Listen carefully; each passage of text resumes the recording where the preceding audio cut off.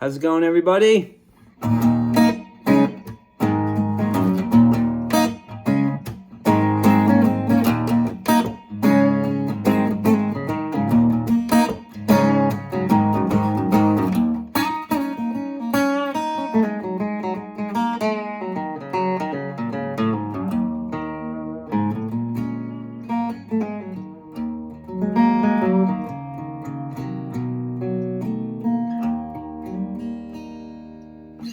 Hope you guys are doing good.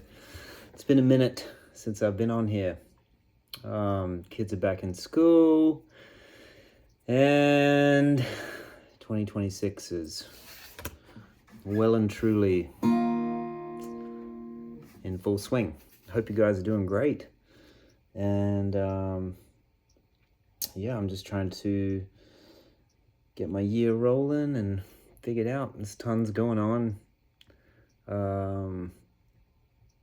I have been writing a bunch, and teaching a little bit. I'm working on some guitar stuff, building a guitar, which I'll show you guys in a minute. It's kind of still in pieces, but it's coming around. And yeah, just figuring out what the hell's going on this year. I'm starting a record next week, pre-production on a record I'm producing on a band from Austin, or from Texas, called the Randy Rogers Band. I did an EP with them about 18 months ago, and we're doing a full-length record with a bunch of fans of the band that are different artists. That I want to do one of their songs with them, which is kind of cool because it's going to be, you know, a bunch of different people, and I'm looking forward to it. We're going to do it down in Austin. Dave Grissom's going to play guitar on the tracking, which I love playing guitar with Dave. Big fan of his, have been for a long time. And Bukovac Allen is going to play keys to kind of fill out the band. They have a fiddle player and a guitar player too, and they're all awesome guys. And good band and good guys to work with. So I'm looking forward to that. We're going to do a couple days kind of working up the songs and figuring out some of the arrangements. And then we're going to start recording that in February for a couple weeks, down at Ireland Studios in Austin, which is a fun place. I've been working there a lot the last couple of years.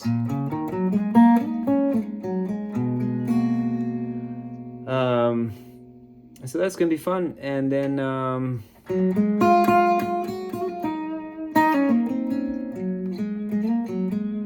I've been working with writing with Sarah Jarose for the last year or so, and we've got a big pile of songs that are really fun to play, and we're figuring out what to do with those. So we'll see. We got some more writing in February, so I'm kind of stockpiling little ideas for that. And we got the acoustic record with Tom and Guthrie,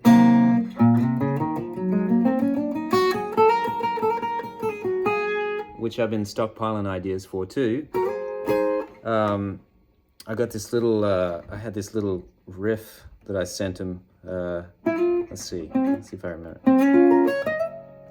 Oh, it's hard on this guitar.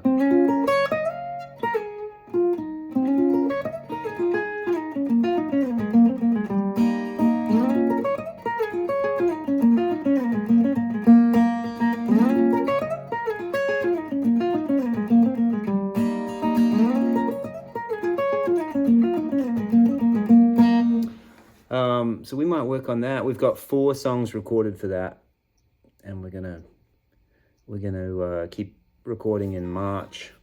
Get back in the studio in March, and maybe finish tracking that. That's really fun. I'm excited for that. And then I got a little solo record that I'm chipping away at. That'll probably take me most of the year to figure out, but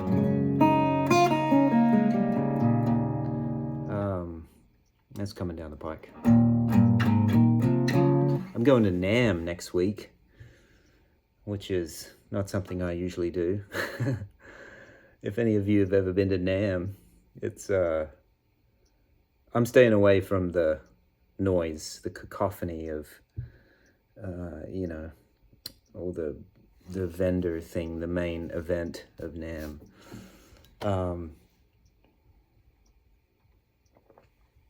I'm going out there because I've been working on a signature Duesenberg electric guitar. I've been going back and forth with Ingo, who's the head designer from Germany, for about 18 months, working on this design for this guitar, and I'm picking up the prototype. And I am very quietly optimistic about how cool this thing's going to be.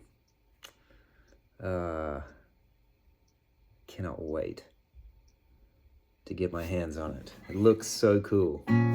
So that's exciting. Jeez. So much exciting stuff now that I say it all out loud. Yeah. Anyway, I was going to show you guys this thing I've been working on. I was teaching a lesson the other day with my mate Casey, who I think I've mentioned before. I do lessons with him. He's out in Oregon. And he was talking about ideas of how to help him, like approaching soloing. And there's so many different things you can do, how to approach a guitar solo. I'm always super mindful of like whatever melody is happening in the song, and sort of cognizant of that pretty heavily.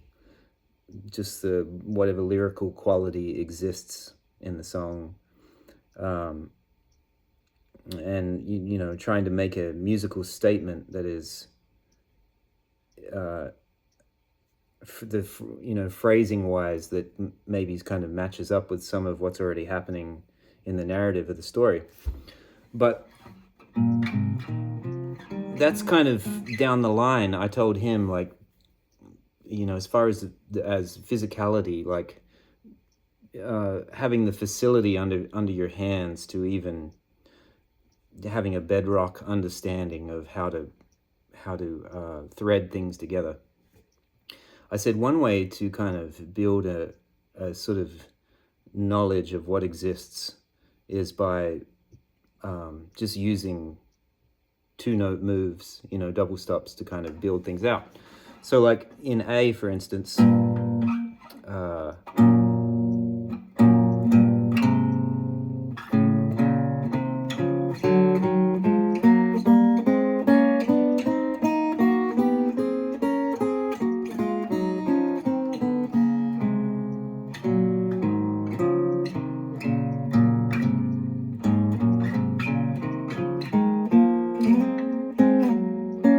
finding all the combinations of moving two-note things, and these are built out of just basic major scales, and using like sevenths.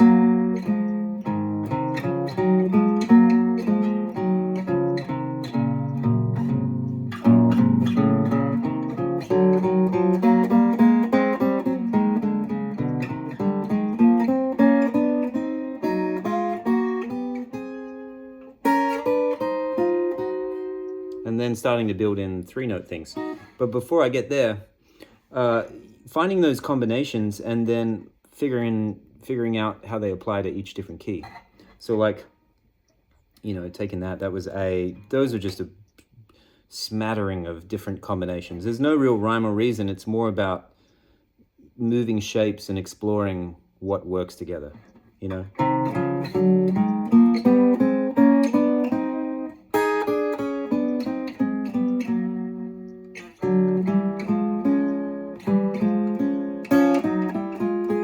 D.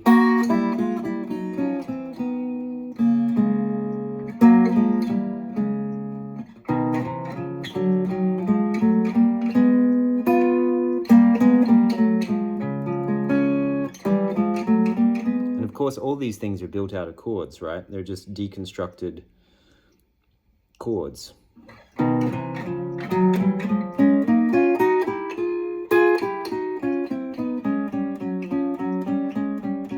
And then finding the variations, like that one is just a pivot in D, you know.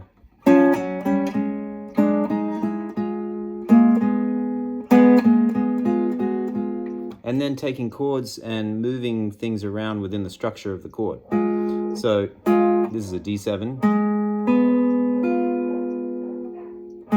5, 7, 3, and then moving those notes around.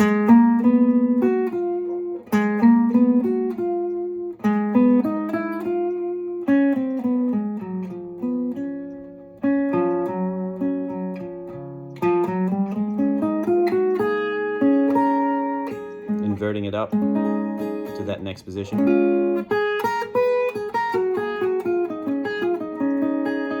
which is like a D sus, and then moving all of those around.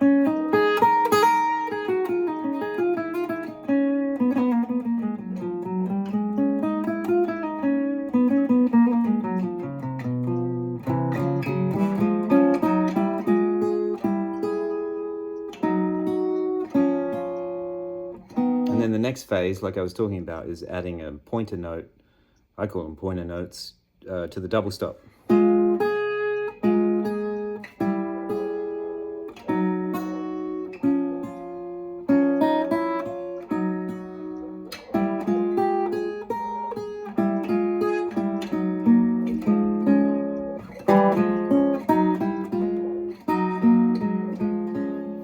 Must be kids coming over because the dogs are going nuts. Anyway, there's just something to think about and fool around with, using those double stops to just kind of fly around and get familiar with the sound of. There was another thing I was talking to him about, was like, if something sounds wrong, there's probably one thing you can do to it to resolve it, right? So like, he was fooling around and he played this thing where he was like, I can't remember exactly what it was, but as an example,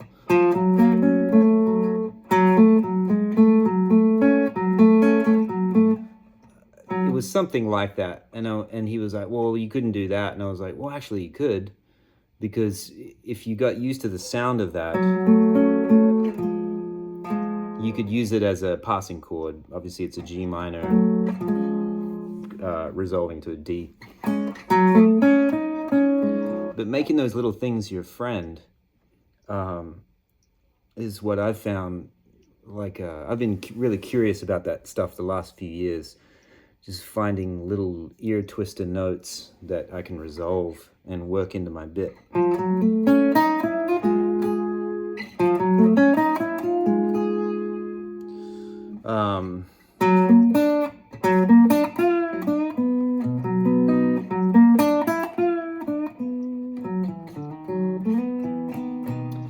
One of the guys I grew up really idolizing in Australia, his name was Stuart French, and he was the first guy I ever heard play Western swing country guitar, you know, like really like Roy Nichols, who used to play with Merle Haggard back in the 60s and 70s.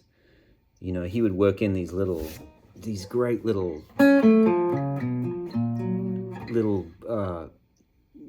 you know, augmented, half diminished, like little moves into his country playing, and it would make it so cool. It would just like little, I call them ear twisters, you know.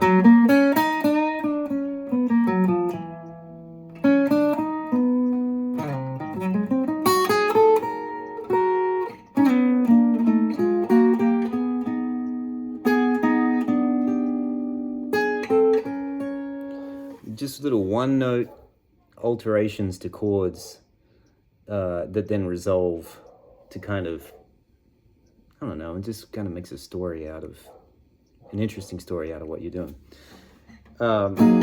Anyway, like I was saying to Casey, if you hit what feels like a snag, and you're like, that won't work. Sometimes it's cool to stop there and challenge yourself to resolve it somehow and make it work and work it into your thing, you know.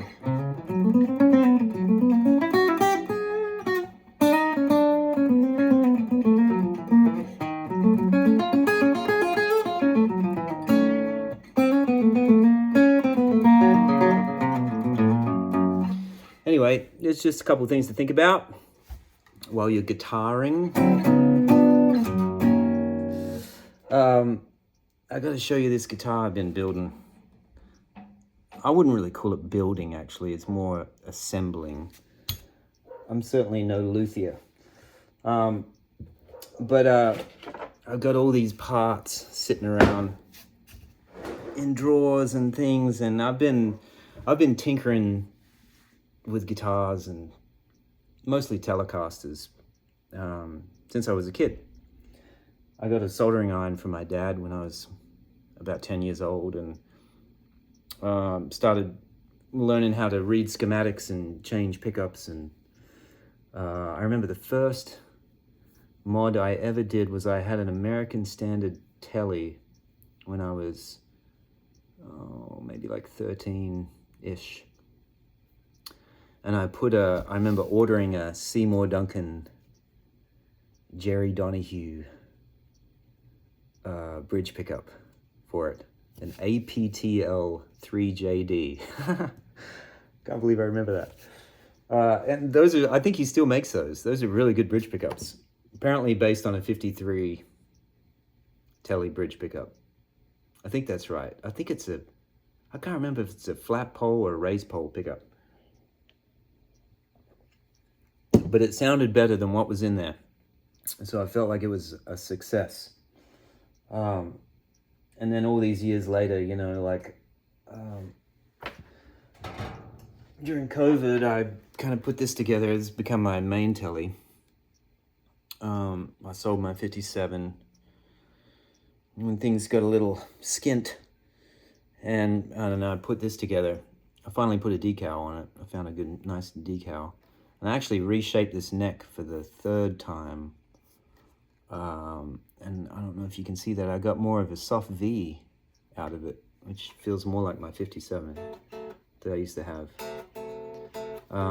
It's really in a good spot now.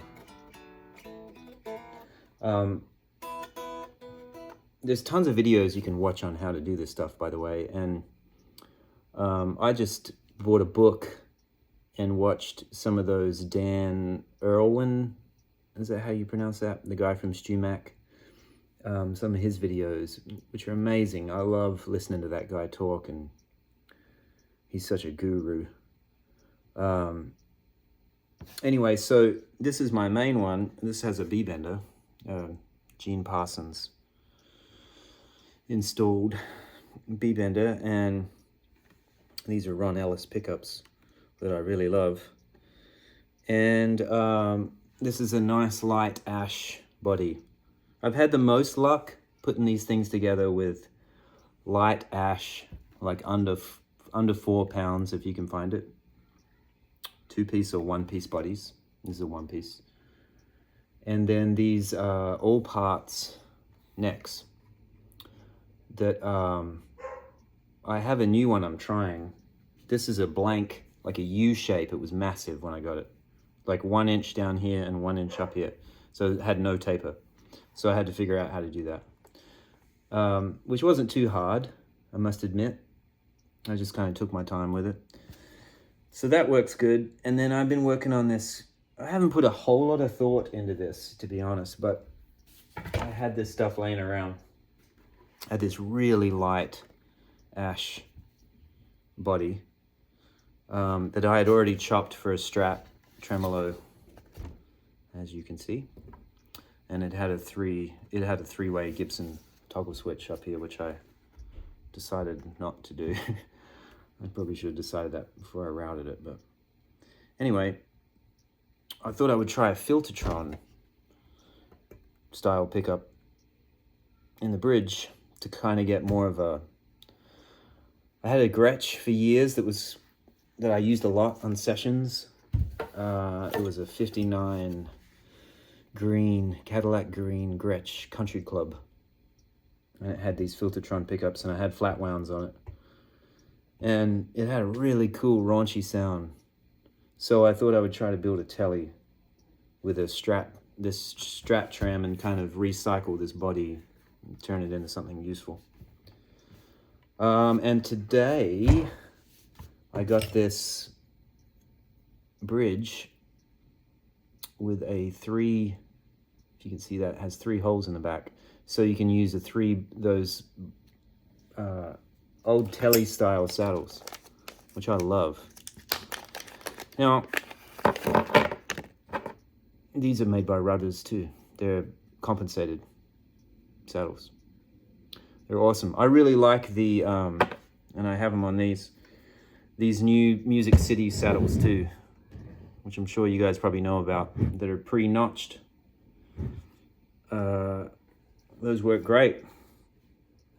But in the spirit of using up stuff that I have laying around, I wanted to use up these Rudders saddles, which are great.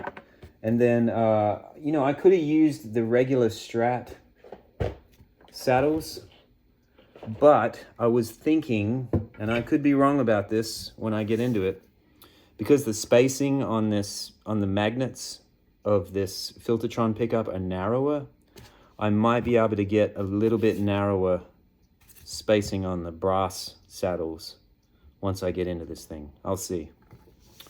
I don't know until I get it going. And then I have this Ron Ellis pickup that Ron wound for me, which is this is an overwound Filtertron, by the way. It's made by Solo Dallas is the name of the company.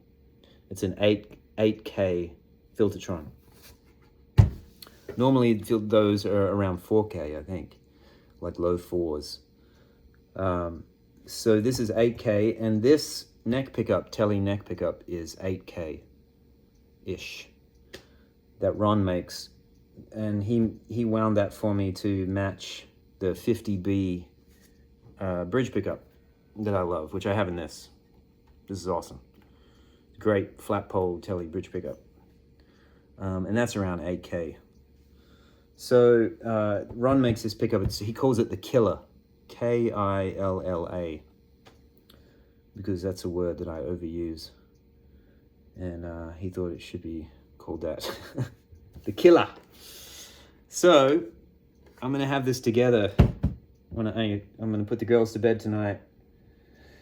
And then I'm going to come back in here. And then I've been working on this neck.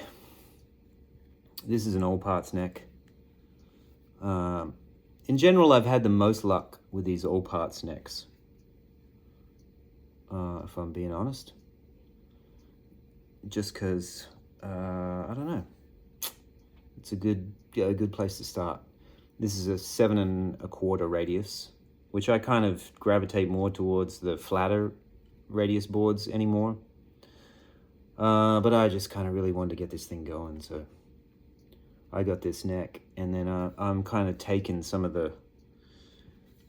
I have another one here that I really wasn't happy with, because the lacquer is so shiny, and just it doesn't match the body because the body is already knackered.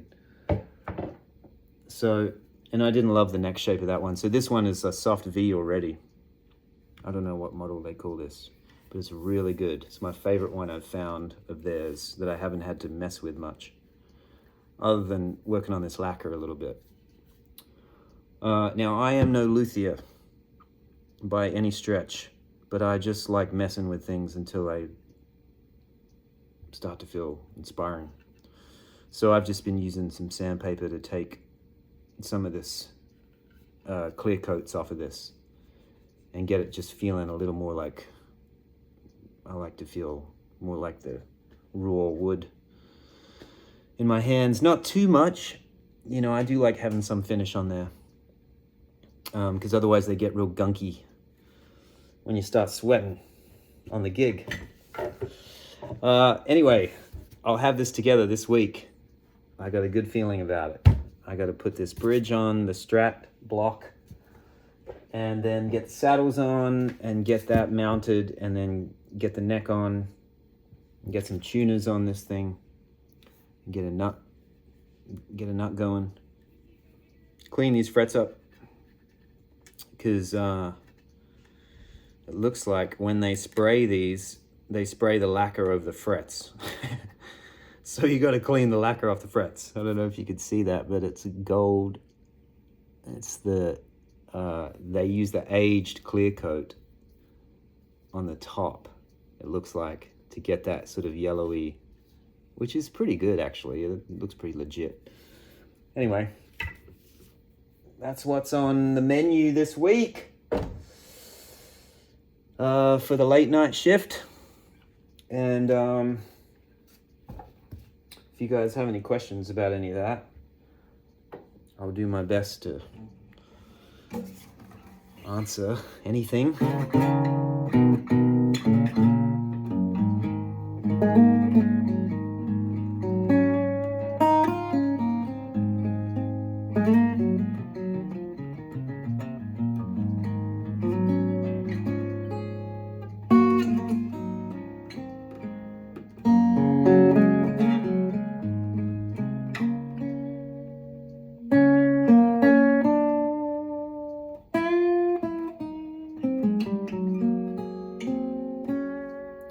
One other thing that Casey and I were talking about the other day, the guy I was giving the lesson to, was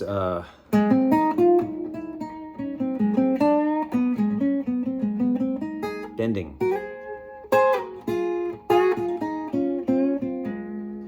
And I was saying, lately, the last year or so, I've been into these making half note bends.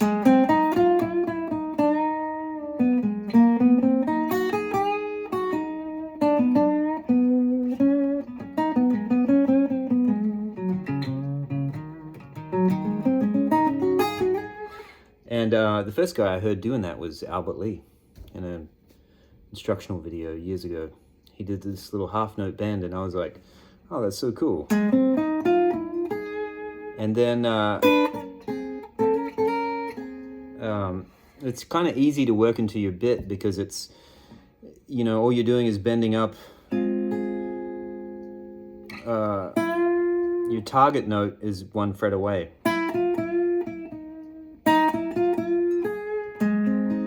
You know, that sound would be like an A6. You can walk it down.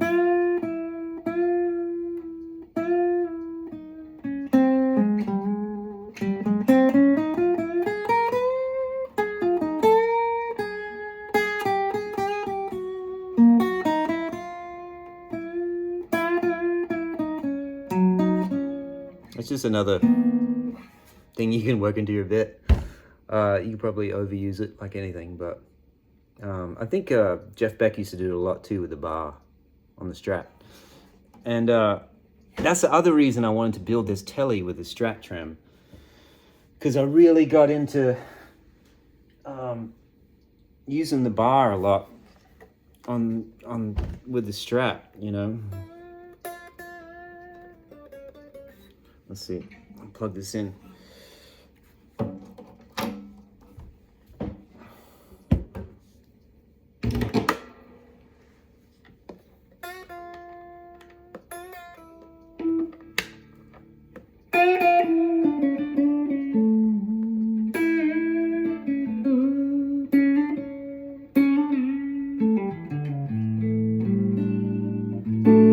I've been playing this guitar a lot, and I was like, man, it'd be fun to have a telly with a bar. This was built by Brandon Langworthy. He did a beautiful job. It's super light. It's like less than 6 pounds, this guitar. And it's one piece of ash. I like ash body guitars.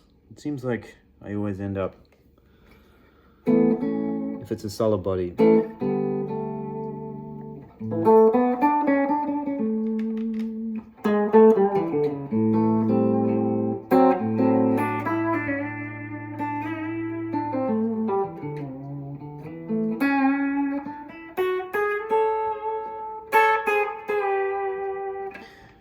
years ago when I was playing with Emmylou Harris and Rodney Crowell, I had a 62 Strat, and I remember taking it to sound check. This was the pre-COVID days when vintage guitars were more in my budget. And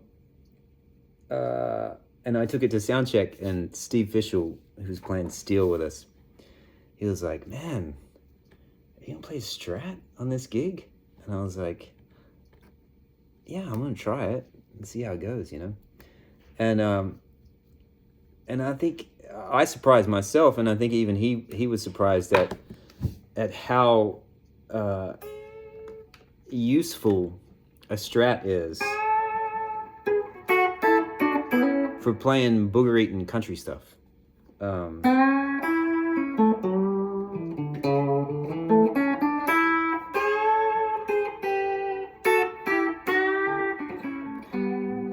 And it was really fun, and it was a nice departure from just playing a straight telly on that gig.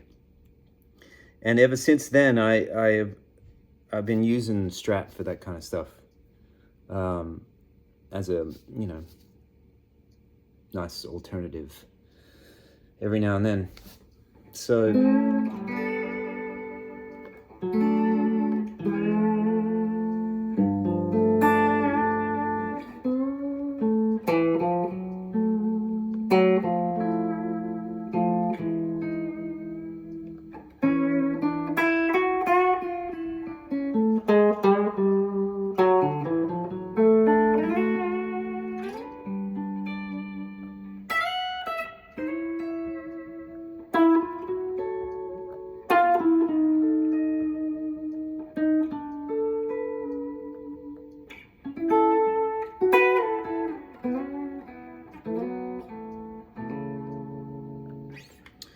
there you go.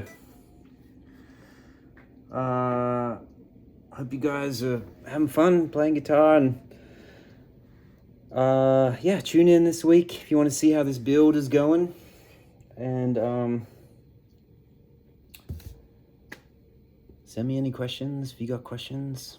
I'll put some links below to some of this stuff, some of these parts and things that I like. I've been through tons of pickups and bridges and parts over the years, and I've kind of landed on a pretty simple set of things that I like, and that sound good and work properly and all that fun stuff. Okay, thanks for tuning in. I'll see you guys soon.